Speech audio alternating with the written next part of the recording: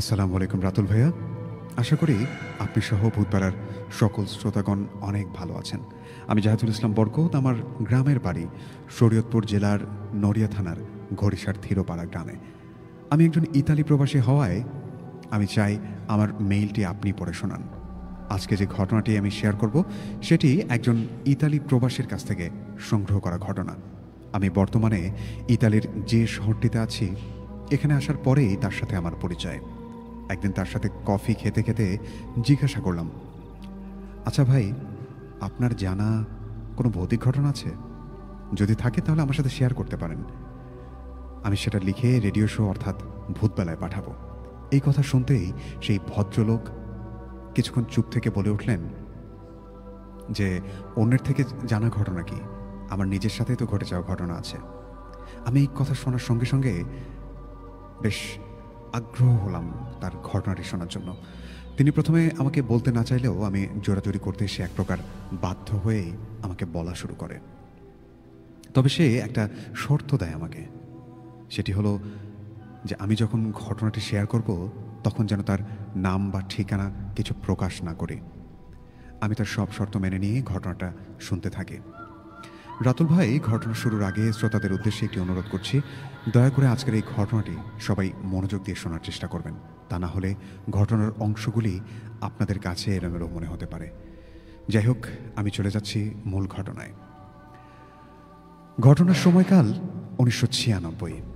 আমার বয়স তখন 8 কিংবা 9 বছর। আমি লেখাপড়ায় তেমন একটা ভালো ছিলাম না, তাই খুব একটা পড়ালেখার চাপ বা স্কুলে যেতাম না।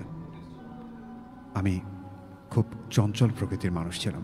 সারাদিন এদিক সেদিক ঘোরাঘুরি, খেলাধুলার, বিভিন্ন মানুষের গাছের নারকেল সুপারি এগুলো পেড়ে দিতাম। তার বিনিময়ে গাছের মালিকরা আমাকে 2 টাকা 3 টাকা এভাবে মন খুশি করে কিছু টাকা দিতেন। 96 সালে 2-3 টাকা মানে অনেক টাকা। এবং মাঝে মাঝে মাছ ধরার জন্য আমি বড়শি বানাতাম। তার পাশাপাশি আমি অনেকগুলো কবুতর পালতাম। একটা বিষয় বলে রাখা ভালো রাতুল ভাই, আমি যখন কবুতরগুলিকে খাবার দিতাম তখন বেশ কিছু কবুতর আমার মাথায় শরীরে এসে বসত। এই কথাগুলো বলার কারণ হচ্ছে মূল ঘটনার সাথে এগুলো বিশেষভাবে জড়িত, তাই শ্রোতাদের সুবিধার্থে কথাগুলো বলে রাখছি। মূল ঘটনা শুরুর আগে আমার সাথে আরও একটি ঘটনা ঘটে যায়। এই ঘটনাটিও মূল ঘটনার সাথে জড়িত, তাই খুব সংক্ষেপে এই ঘটনাটি আমি বলে রাখছি। একদিন আমার বড় চাচা তার পুকুরের চাষ করা একটি বড় রুই মাছ ধরে আমার চাচাতো বোনের শ্বশুর বাড়িতে আমাকে পাঠিয়ে দেয়। আমার চাচাতো বোনকে চরে বিয়ে দেওয়া হয়েছিল, তাই আমার বোনের শ্বশুর বাড়ি যেতে হলে নদী পার হয়ে যেতে হতো। আর এই নদী পার হওয়ার মাত্র 2টি মাধ্যম ছিল। একটা হচ্ছে খেয়াপাড়া হয়ে, আরেকটা ব্রিজ পার হতে হতো। যদি খেয়াপার হয়ে বোনের শ্বশুরবাড়ি যেতে চাই তাহলে 40 থেকে 50 মিনিট হাঁটলেই বাসায় চলে আসতে পারবো। আর যদি ব্রিজ পার হয়ে যেতে চাই তাহলে 1.5 থেকে 2 ঘন্টা সময় মতো লাগবে। তাই বড় চাচা আমাকে 5 টাকা দিয়ে বলে, তুই খেয়াপার হয়ে তাড়াতাড়ি চলে যাস, আর মাঝিকে যেতে যেতে 1 টাকা দিবি, আর আসার সময় 1 টাকা দিবি, আর বাকি 3 টাকা তোর।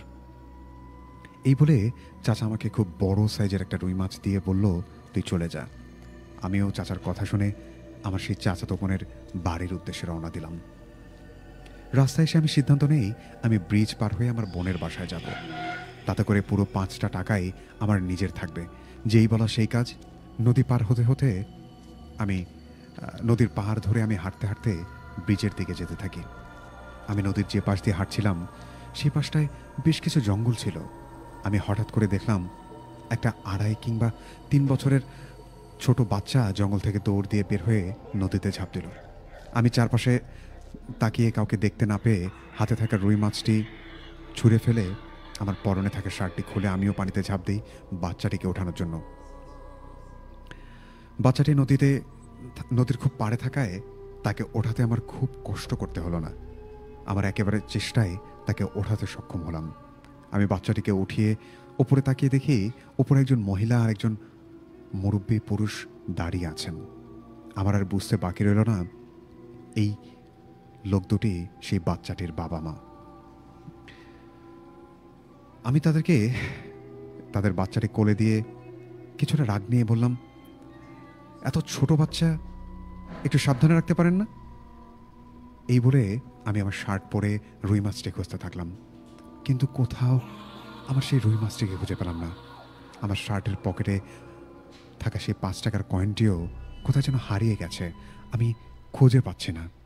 যেহেতু আমি খুব ছোট ছিলাম, তাই মাছ আর 5 টাকার জন্য আমি এক প্রকার কান্না শুরু করে দিয়েছি। আমি খুব ছোট ছিলাম, তাই বুঝতে পারিনি কি করব। আমার পাশে দাঁড়িয়ে থাকা ব্যক্তিটি আমাকে জিজ্ঞাসা করে, এই, তুমি কান্না করছো কেন? আমি তাকে বললাম, আপনার বাচ্চাকে বাঁচাতে গিয়ে আমার বোনের বাড়িতে নিয়ে যাওয়ার সময় আমার চাচা একটা বড় রুই মাছ দিয়েছিলেন আমাকে, সেটি খুঁজে পাচ্ছি না। আর সেই সাথে আমার 5টা টাকা ছিল আমার কাছে, সেটিও হারিয়ে গেছে। এই কথা শুনে মুরব্বী চাচা আমাকে বলে, তুমি একটু দাঁড়াও, আমি তোমার 5 টাকা নিয়ে আসছি। এই বলে মুরব্বী চাচা জঙ্গলে চলে যায় আর আমার জন্য একটা বড় সাইজের রুই মাছ নিয়ে আসে। আমার চাচা যে মাছটি দিয়েছিল তার থেকেও বড় একটা মাছ, সেই সাথে 5 টাকার 2টি চকচকে কয়েন নিয়ে আসে আমার জন্য। আমি মুরব্বী চাচাকে বলি, আমার মাছ তো আরো ছোট ছিল। মুরব্বী চাচা বলে, তুমি আপাতত এই মাছটাই নিয়ে যাও, আর তোমার 5 টাকা হারিয়েছে, আমি তোমাকে 10 টাকা দিলাম, বাকি টাকাটা তোমার বকশিস। কিন্তু আমি মুরব্বী চাচাকে 5 টাকা ফেরত দিয়ে বলি, আমার বকশিস লাগবে না। এই বলে আমি 5 টাকা আর সেই মাছটি নিয়ে বোনের শ্বশুর বাড়ির দিকে চলে যাই। এবার আসে মূল ঘটনায়। সেদিনটি ছিল শুক্রবার, আর শুক্রবার মানে বিকাল 3টার খবরের পর বিটিভিতে বাংলা ছায়াছবি হবে, আর সেটা দেখতেই হবে। ঘটনার দিন শুক্রবার। আমি জুমার নামাজ না পড়েই মাছ ধরার বড়শি নিয়ে, হাতে একটা পলিব্যাগ আর পালিত ছাগলের জন্য ঘাস কাটার একটা কাঁচি হাতে নিয়ে গ্রামের পাশের বিলে মাছ ধরতে চলে যাই। আমার খুব ইচ্ছে ছিল মাছ ধরা শেষ করে ছাগলের জন্য ঘাস কেটে নিয়ে বাসায় গিয়ে দুপুরের খাবার খেয়ে টিভিতে বাংলা ছায়াছবি দেখব। যাই হোক, সময়টা গ্রীষ্মকাল হওয়ায় বিলের সব পানি শুকিয়ে গেছে। তবে বিলের মাঝখানটার দিকে একটা ভিটে মতো জায়গা ছিল, যেটাকে আমাদের আঞ্চলিক ভাষায় আমরা ছাড়া ভিটা বলে থাকি। আর সেই ছাড়া ভিটার মাঝখানে একটা পুকুর মতো জায়গা ছিল, আর পুকুর পাড়ে 2টি তাল গাছ। আমি সেখানেই মাছ ধরতে চলে যাই। দিনটি শুক্রবার হওয়াতে বিলের কাজ করতে আসা সবাই একে একে জুমার নামাজে যাওয়ার জন্য চলে গেছে, তাই আমি ছাড়া এই বিশাল বিলে একটা মানুষও নেই। তবে বিলের মধ্যে অনেক গরু ছাগল বাঁধা ছিল। আমি এত কিছু খেয়াল না করে বড়শি বাইতে শুরু করলাম। বেশ কয়েকটা মাছও পেয়েছি। মাছ পেয়ে আমি তো মহা খুশি। মাছ ধরতে ধরতে হঠাৎ করে আমার নজর যায় সেই তাল গাছ দুটির দিকে। আমি দেখছি তাল গাছে 2টি শকুন বসে আছে, কিন্তু শকুন দুটোর মুখ আমার কাছে দূর থেকে দেখে মনে হচ্ছে যেন মানুষের মতো। আর শকুনগুলি এক দৃষ্টিতে পুকুরের পানির দিকে তাকিয়ে আছে। শকুনগুলির তাকানো দেখে আমিও পুকুরের মাঝখানে তাকাই। আমি তাকাতেই দেখি পুকুরের মাঝখানে একটি সাপ সাঁতার কাটতে কাটতে পুকুর পাড়ের দিকে আসছে। যেই মাত্র পুকুর পাড়ের সাপটি ওঠে, তখনই আমার হাতে থাকা কাছে দিয়ে আমি সাপটিকে 3টা কোপ দেই। একটি কোপে সাপের গলা, আর বাকি 2টি কোপে সেই সাপের পেটে গিয়ে লাগে। মুহূর্তের মধ্যেই সাপটি সেখানে মারা যায়। সাপটি মারা যেতে আমি দেখি তাল গাছে বসে থাকে সেই মানুষ আকৃতির শকুনগুলি আমার দিকে প্রচণ্ড জোরে ধেয়ে আসছে।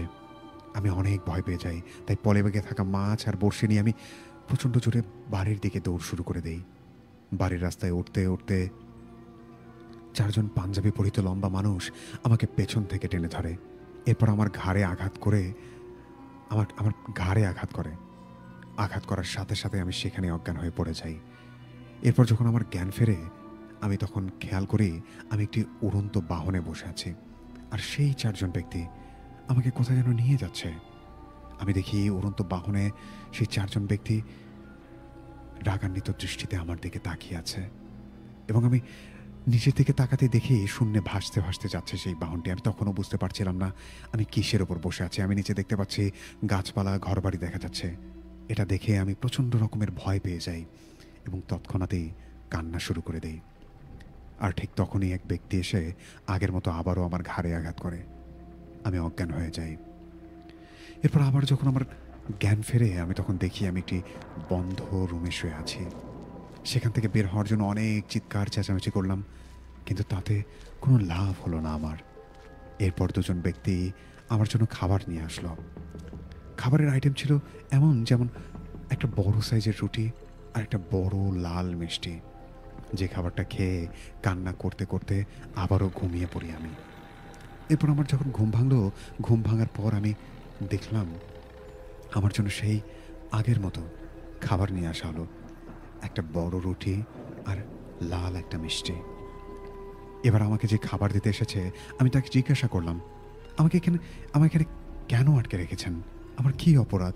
আমাকে বাড়ি দিয়ে আসেন। কিন্তু আশ্চর্যের বিষয় হলো, লোকটি আমার কোনো কথারই উত্তর দিল না।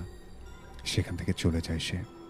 আমি খাবার না খেয়ে কান্না করতে করতে আবারও ঘুমিয়ে পড়ি সেখানেই। এরপর আবার যখন আমার ঘুম ভাঙল, আমি তখন দেখি দুজন পাঞ্জাবি পরিহিত কালো ব্যক্তি আমাকে রুম থেকে বের করে নিয়ে কোথায় যেন চলে যাচ্ছে। লোকগুলো আমাকে একটা মাঠের মধ্যে নিয়ে গেল। মাঠের চারপাশটা এরকম ছিল যেমনটা আমাদের পৃথিবীর কোনো স্থানের সাথে মিল পাচ্ছিলাম না আমি। আমার কাছে মনে হচ্ছে মাঠের মাটিগুলো কেমন যেন অন্যরকম। মাঠের চারপাশের গাছগুলোর পাতার রং লাল, একেবারে ধবধবে সাদা। আকাশ সহ চারপাশে আকাশের সূর্যটাও যেন ধবধবে সাদা। তবে এই সাদার মাঝে একটি লাল রঙের গাছের দিকে আমার নজর গেল। কিছুক্ষণ পরে খেয়াল করলাম, চোখের পলকেই মাঠের মধ্যে হাজার হাজার পাঞ্জাবি পরিহিত মানুষ দৃশ্যমান হলো। সবাই একে অপরের সাথে কথা বলছে।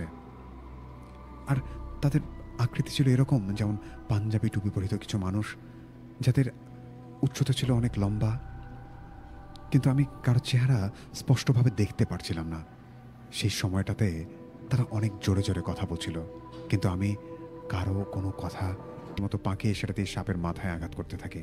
আর মুহূর্তের মধ্যেই সাপটি ভ্যানিশ হয়ে যায়, এবং অনেক খোঁজাখুঁজির পরও আমি সাপটিকে আর খুঁজে পেলাম না। কিছুক্ষণ পর দেখি সেই মুরব্বী চাচা আমার রুমে প্রবেশ করলো, এবং আমি খেয়াল করলাম তার নাকের উপরে একটা আঘাতের চিহ্ন। রুমে ঢুকতেই মুরব্বী চাচা আমাকে বলল, এই ছেলে, তুই তো বড্ড খারাপ। তুই সাপ দেখলে তো মারতে যাস কেন? আর একটু হলে তো তুই আমাকেও মেরে ফেলতি। এই কথা শুনে আমি ভয় পেয়ে যাই।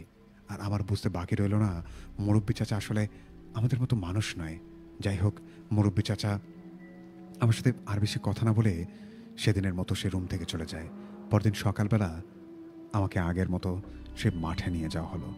সেই লাল রঙের গাছটি সেখানে আমাকে দাঁড় করিয়ে রাখা হলো। তবে লাল রঙের গাছের নিচে একটি লাশ রাখার কফিন দেখতে পাই। হাজার হাজার মানুষ কফিনটির চারপাশে দাঁড়িয়ে আছে।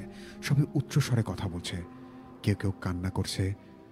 আমি সবার মুখের দিকে তাকিয়ে সেই মুরব্বী চাচাকে খুঁজতে থাকি, কিন্তু আজ আমি কোথাও সেই মুরব্বী চাচাকে দেখতে পাই না। একটু পরে দেখি সেই পাগড়ি পরিহিত বৃদ্ধা লোকটি আমাদের সবার সামনে হঠাৎ করে এই গাছের নিচে দৃশ্যমান হলো। সে আসাতেই পূর্বের ন্যায় পুরো মাঠের সমস্ত লোকজন সবাই যেন চুপচাপ হয়ে গেল। এবার সেই বৃদ্ধ লোকটি আর সেই শকুন আকৃতির দুজন ব্যক্তিকে ডাকা হলো। তাদের সাথে সেই মুরব্বী চাচাও আসলেন, এবং মুরব্বী চাচা সেই বৃদ্ধাকে কি যেন একটা বলা শুরু করলেন। মুরব্বী চাচার কথা শুনে বৃদ্ধ লোকটি উপস্থিত সবার উদ্দেশ্যে কিছু একটা বলতে শুরু করলো। রাতুল ভাই, বড় আশ্চর্যের বিষয় হচ্ছে, ঠিক তখন থেকে আমি সবার ভাষা বুঝতে পারি। এখন মনে হচ্ছে সবাই যেন আমার ভাষাতেই কথা বলছে। যাই হোক, এরপর শকুন আকৃতির দুজন ব্যক্তি এই বৃদ্ধকে উদ্দেশ্য করে কান্না জড়িত কণ্ঠে বলতে থাকে, আমার ছেলের হত্যার বিচার চাই আমি, এবং আমাকে ইঙ্গিত করে বলে ওকে এটা শাস্তি দেওয়া হোক। এই কথা শুনে আমি প্রচণ্ড রকমের ভয় পেয়ে যাই রাতুল ভাই। আর সেই মুরব্বী চাচাকে জড়িয়ে ধরে বাঁচার জন্য আকুতি মিনতি করতে থাকি। মুরব্বী চাচা আমাকে ধমক দিয়ে বলে, কান্না থামিয়ে চুপচাপ দাঁড়িয়ে থাক, দেখি কি করা যায়। এরপর বৃদ্ধ লোকটি একটি কফিন খোলার জন্য নির্দেশ দেয়। তারপর কফিনটি খোলা হয়। কফিনটি খুলতে এই বৃদ্ধ লোকটি কফিনের দিকে তাকিয়ে লাশটি দেখে আমাকেও দেখায়। সেই সাথে মুরব্বী চাচাও লাশটি দেখলো। লাশটি দেখে আমি বুঝতে পারলাম এটা একটা ছেলে বাচ্চার লাশ ছিল। তার গলায় একটি এবং পেটে দুটি কোপের চিহ্ন ছিল। এটা দেখে উপস্থিত সবার উদ্দেশ্যে আমি বলতে থাকি, এই ছেলেটিকে যে মেরেছে আপনি তাকে মেরে ফেলেন এবং আমাকে ছেড়ে দিন। কিন্তু আমি তখনও জানতাম না এই ছেলেটি আমার হাতেই হত্যা হয়েছিল। যাই হোক, এক পর্যায়ে মুরব্বী চাচা আমাকে থামতে বলে। কফিনটিকে আটকে দেওয়া হয়, আর বৃদ্ধ লোকটি মুরব্বী চাচাকে জিজ্ঞাসা করে, আপনি কি এই ছেলেটিকে চেনেন? মুরব্বী চাচা বলে, হ্যাঁ, আমি এই ছেলেটিকে চিনি। এই ছেলেটি বেশ কিছুদিন আগে আমার পানিতে পড়ে যাওয়া ছোট ছেলেটিকে বাঁচিয়েছিল। যদিও আমার ছেলেটি গোসল করার জন্য পানিতে নেমেছিল, কিন্তু ও ছোট মানুষ ভেবেছিল হয়তোবা আমার বাচ্চাটি পানিতে পড়ে গেছে। বৃদ্ধ লোকটি মুরব্বী চাচাকে জিজ্ঞাসা করে, ছেলেটি কি হিন্দু নাকি মুসলিম? মুরব্বী চাচা বলে, ও মুসলিম। বৃদ্ধ লোকটি আবারও জিজ্ঞাসা করে, তুমি কি নিশ্চিতভাবে জানো এই ছেলেটি মুসলিম? মুরব্বী চাচা বলে, হ্যাঁ, গতকাল যখন সে গোসল করতে গিয়েছিল তখন দেখেছিলাম ওর সুন্নতে খাতনা করা হয়েছে। এই কথা সত্যতা যাচাইয়ের জন্য আমার গোসল করার সময় মুরব্বী চাচা আরও দুজন ব্যক্তি গিয়েছিল, তাদের জিজ্ঞাসা করা হয় সত্যি আমি মুসলিম কিনা। উত্তরে তারাও সাক্ষ্য দেয় আমি মুসলিম। এরপর বৃদ্ধ লোকটি সেই শকুন আকৃতির সেই ব্যক্তির কাছে জানতে চায়, তোমরা তোমাদের ছেলে হত্যার জন্য কী ধরনের বিচার বা শাস্তি প্রত্যাশা করো? তখন সেই বৃদ্ধ লোকটিকে তারা বলে ওঠে, আমার ছেলের হত্যাকারের মৃত্যু কামনা করি আমরা। সেই বৃদ্ধ লোকটি বলে, তাহলে সেটাই হবে। ঠিক তখনই আমার সেই মুরব্বী চাচা বৃদ্ধ লোকটির উদ্দেশ্যে বলে ওঠে, 9 বছরের অতি সাধারণ একটা বাচ্চা 114 বছরের একটা জিনের বাচ্চাকে কিভাবে মারতে পারে? রাতুল ভাই, একটা কথা বলে রাখে, ভদ্রলোকের বক্তব্য অনুযায়ী একটা জিন 130 বছর বা তারও অধিক সময় পর্যন্ত বাচ্চা জিন হিসেবেই গণ্য হয়। যাই হোক, এরপর মুরব্বী চাচা সেই বৃদ্ধ লোকটিকে বলে, আচ্ছা, আপনি তাদের জিজ্ঞাসা করেন, অর্থাৎ শকুন আকৃতির যে অভিভাবক যে দুজন ছিল তাদের ইঙ্গিত করে, সে যখন তার সন্তানকে হত্যা করছিল তারা তখন কি করছিল এবং কোথায় ছিল? তখন শকুন আকৃতির তারা চুপ হয়ে দাঁড়িয়ে থেকে কোনো উত্তর দেয় না। বৃদ্ধ লোকটি এবার ধমকের সুরে বলে ওঠে, তোমরা কোনো উত্তর দিচ্ছ না কেন? তখন তারা বলে ওঠে, আমার সন্তানটি পুকুরে গোসল করতে নেমেছিল, আর সাপ রূপে পুকুরে সাঁতার কেটে ওপরের দিকে উঠছিল। এরপরে ছেলেটি আমার সন্তানকে কুপিয়ে হত্যা করে। ঠিক তখনই মুরব্বী চাচা বলে ওঠে, তাহলে তো এই ছেলেটি সাপ হত্যা করেছে, ও তো কোনো বাচ্চা বা জিনকে হত্যা করেনি হুজুর। সুতরাং অন্যায়ভাবে এই ছেলেকে শাস্তি দেওয়া আমাদের সুতরাং এই ছেলেকে শাস্তি দেওয়া আমাদের ইমানদার জিনদের জন্য মস্ত বড় অপরাধ হবে, আর এই জন্য কিয়ামতের দিন আল্লাহর ময়দানে আমাদেরকে শাস্তি পেতে হবে। তারপর বৃদ্ধ লোকটিও মুরব্বী চাচার কথায় সহমত পোষণ করেন এবং আমাকে আমার বাড়িতে ফিরে দেওয়ার নির্দেশনা প্রদান করা হয়। এই নির্দেশনা দিয়ে বৃদ্ধ লোকটি সহ সকলে উপস্থিত সেখান থেকে এক মুহূর্তের মধ্যেই অদৃশ্য হয়ে যায়, শুধু মুরব্বী চাচা আমাকে নিয়ে আসা ওই দুজন ব্যক্তি বাদে। এরপর আমাকে আবারও রুমে নিয়ে যাওয়া হলো এবং সেদিন রাতে সেই মুরব্বী চাচার সাথে আমার অনেকক্ষণ কথা হয়েছিল। অনেক বিষয় সে আমাকে বলল। তার মধ্যে উল্লেখযোগ্য কয়েকটি বিষয় হচ্ছে, মুরব্বী চাচা আমাকে যেভাবে বলেছিল আমি সেভাবেই বলছি। আসলে এটা হচ্ছে আমাদের জিনদের রাজ্য। তুমি এখানে পাঞ্জাবি পরা যাদেরকে দেখেছ তারা সবাই আমার মতো জিন। আর পাগড়ি পরা যে বৃদ্ধ লোকটিকে দেখেছিলে সে আসলে আমাদের এই জিন রাজ্যের বাদশা। সে যা বলে আমাদের সব জিনরা এটাই মেনে নেই, আমরা সেটাই মেনে নিয়ে চলি। মুরব্বী চাচা আরও বলেন, এখানে তোমার মতো আরও অনেক লোক বন্দী আছে, তারাও কোনো না কোনোভাবে জিনদের সাথে খারাপ ব্যবহার করেছে, তাদেরকে মেরেছে, তাই শাস্তিস্বরূপ তাদেরকে এখানে বন্দি করে রাখা হয়েছে।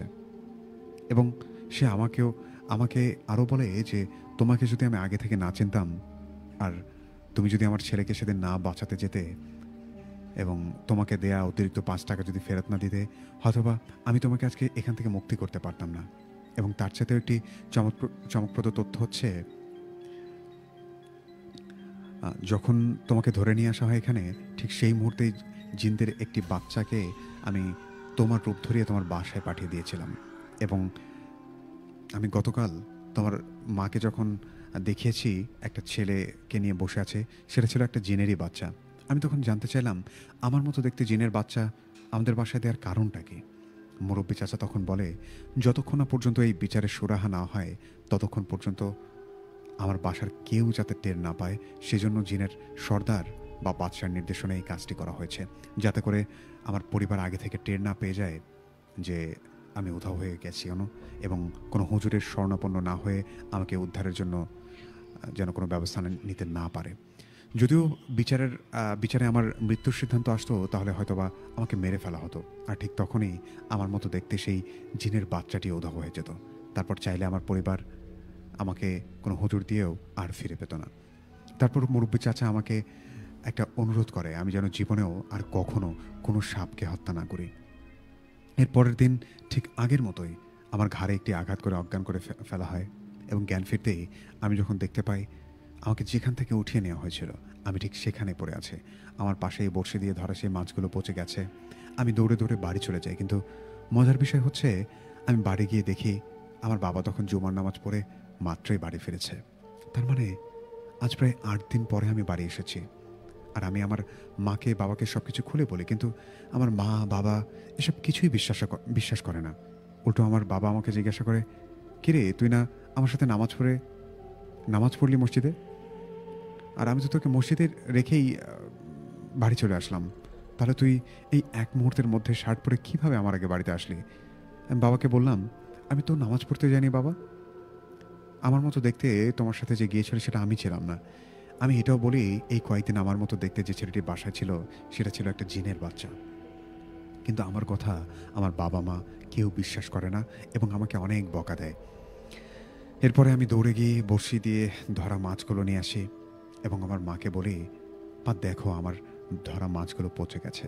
এরপরে আমার মা আমাকে বিশ্বাস করেন। তবে আমার মা আরেকটা বিষয় বলে, এই কয়দিন নাকি আমার মতো দেখতে যে ছেলেটি বাসায় ছিল সে যখন আমার পালিত কবুতরগুলোকে খাবার দিত, সে নাকি সেই কবুতরগুলি নাকি খাবার না খেয়ে উল্টো ভয় পেয়ে অন্যদিকে উড়ে যেত। মার এই কথা শুনে আমি তাৎক্ষণিক আমার কবুতরগুলোকে খাবার দেওয়ার জন্য ডাক দিই। আর আমার ডাক পেয়েই মুহূর্তের মধ্যেই সবগুলো কবুতর ঠিক আগের ন্যায় আমার শরীরে মাথায় এসে বসে। এটা দেখে আমার বাবা মা পুরোপুরি বিশ্বাস করে। এরপরে বেশ কয়েক মাস পরে এক রাতে আমি ঘুমিয়েছিলাম। অন্য কারো স্পর্শে আমার ঘুম ভেঙে যায়। আমি তাকিয়ে দেখি সেই মুরব্বি চাচা, তিনি আমার সাথে দেখা করতে এসেছেন। তারপর আমার সাথে বেশ কিছু সময় কথা বলেন। আর তখন আবার একটা অনুরোধ করে চলে যায় উনি। আর সেটা হচ্ছে আমি যেন কখনো সাপ হত্যা না করি। এরপর মুরব্বি চাচা চলে যাওয়ার আগে বলে যায়, আমি মাঝে মাঝে তোমার সাথে দেখা করতে আসবো, কিন্তু আমি যে তোমার সাথে দেখা করতে আসি এটা তুমি কাউকে বলতে পারবে না। আর যদি বলে দাও তাহলে আমি কখনো তোমার সাথে আর দেখা করতে আসবো না। এই বলে মুরব্বি চাচা অর্থাৎ সেই জিন চাচা চলে যায়। এরপর থেকে প্রায় সময়ে রাতের বেলা সেই মুরব্বি চাচা আমার সাথে দেখা করতে চলে আসতেন। একদিন রাতে আমার মা এই বিষয়টি খেয়াল করে। পরের দিন আমার মা আমাকে জিজ্ঞাসা করে, আমি রাতের বেলা এত কথা কার সাথে বলি? আমার বয়স কম হওয়ায় আমি মাকে সেই পুরো ঘটনাটা খুলে বলি। আর সেই দিন থেকে আজ পর্যন্ত সেই জিনটি আমার সাথে কখনোই আর দেখা করতে আসেনি। এই বলে ভদ্রলোকটি তার সাথে ঘটে যাওয়া ঘটনাটি শেষ করে।